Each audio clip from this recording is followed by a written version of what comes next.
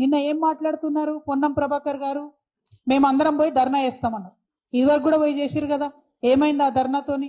మీరు చేసిన మీ ధర్నాకు మీ నాయకుడు రాహుల్ గాంధీ మిమ్మల్ని పట్టించుకోలేదు, మీ ధర్నాకు ఆయన ఆనాడే రాలేదు.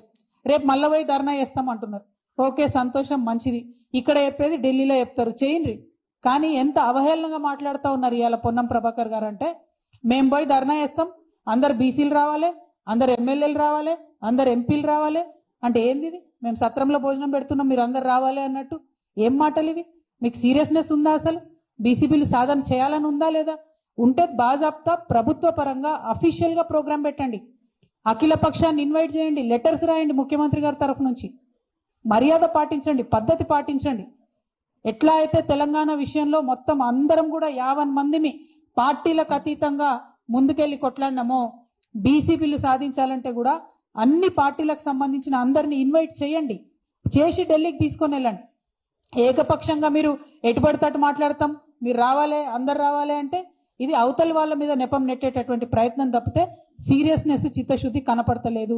ఒక నిజమైనటువంటి నిబద్ధతతో కూడినటువంటి 72 గంటల నిరాహార దీక్షను నేను చేయబోతా ఉన్నాను హైదరాబాద్లో 4, 5, 6 తారీఖున, ఆగస్టు 4, 5, 6 తారీఖున నేను ఇదివరకు ఎట్లా అయితే అంబేద్కర్ విగ్రహ సాధన కోసం 72 గంటల నిరాహార దీక్ష చేశానో, బీసీ బిల్లు సాధన కోసం కూడా రాష్ట్ర కేంద్ర ప్రభుత్వాలపై ఒత్తిడి పెంచడానికి, మన తెలంగాణ రాష్ట్రంలో బీసీ బిడ్డలకు ఎంత అవసరం ఉంది బీసీ బిల్లు అనేటటువంటి అంశాలని ప్రపంచానికి తెలియజెప్పడానికి తెలంగాణ జాగృతి అధ్యక్షురాలుగా, తెలంగాణ బిడ్డగా, ఒక సోదరిగా నేను నిరాహార దీక్ష 72 గంటలది 4, 5, 6 ఆగస్టు నాడు చేయబోతా ఉన్నాను.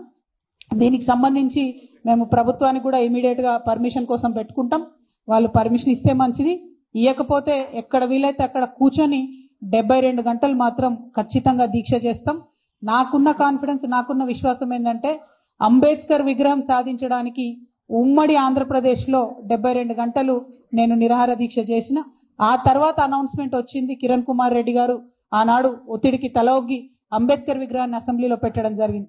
అదే పంతాను, అదే గాంధేయవాదాన్ని, అదే ప్రజాస్వామిక పరిధిలో మేము నిరసన తెలియజేస్తాం, అవసరాన్ని తెలియజేస్తాం. బీసీ బిల్లు ఎందుకు రావాలన్న అవసరాన్ని, మా నిబద్ధతను ప్రపంచానికి చాటుతామని ఈ సందర్భంగా మీ అందరికి కూడా నేను తెలియజేస్తూ